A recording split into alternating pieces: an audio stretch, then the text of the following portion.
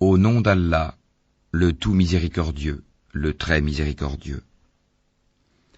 Ô vous qui avez cru, ne devancez pas Allah et son messager, et craignez Allah, Allah est audient et omniscient. Ô vous qui avez cru, n'élevez pas vos voix au-dessus de la voix du prophète, et ne haussez pas le ton en lui parlant, comme vous le haussez les uns avec les autres, sinon vos œuvres deviendraient vaines, sans que vous vous en rendiez compte. Ceux qui auprès du messager d'Allah baissent leur voix sont ceux dont Allah a éprouvé les cœurs pour la piété. Ils auront un pardon et une énorme récompense. Ceux qui t'appellent à haute voix de derrière les appartements, la plupart d'entre eux ne raisonnent pas. Et s'ils patientaient jusqu'à ce que tu sortes à eux, ce serait certes mieux pour eux. Allah, cependant, est pardonneur et miséricordieux. Ô vous qui avez cru, si un pervers vous apporte une nouvelle, voyez bien clair de craindre que par inadvertance vous ne portiez atteinte à des gens et que vous ne regrettiez par la suite ce que vous avez fait. Et sachez que le messager d'Allah est parmi vous. S'il vous obéissait dans maintes affaires, vous seriez en difficulté. Mais Allah vous a fait aimer la foi et l'a embellie dans vos cœurs, et vous a fait détester la mécréance, la perversité et la désobéissance. Ceux-là sont les bien dirigés. C'est là en effet une grâce d'Allah et un bienfait. Allah est omniscient et sage. Et si deux groupes de croyants se combattent, faites la conciliation entre eux.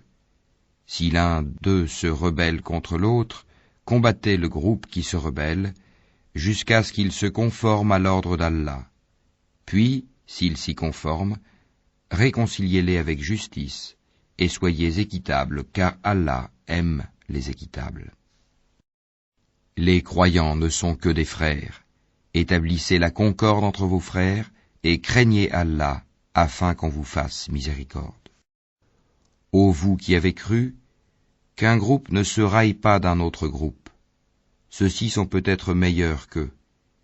Et que des femmes ne se raillent pas d'autres femmes. Celles-ci sont peut-être meilleures qu'elles. Ne vous dénigrez pas et ne vous lancez pas mutuellement des sobriquets injurieux.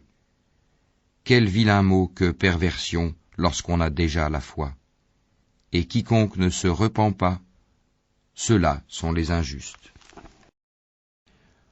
Ô vous qui avez cru, évitez de trop conjecturer sur autrui, car une partie des conjectures est péché.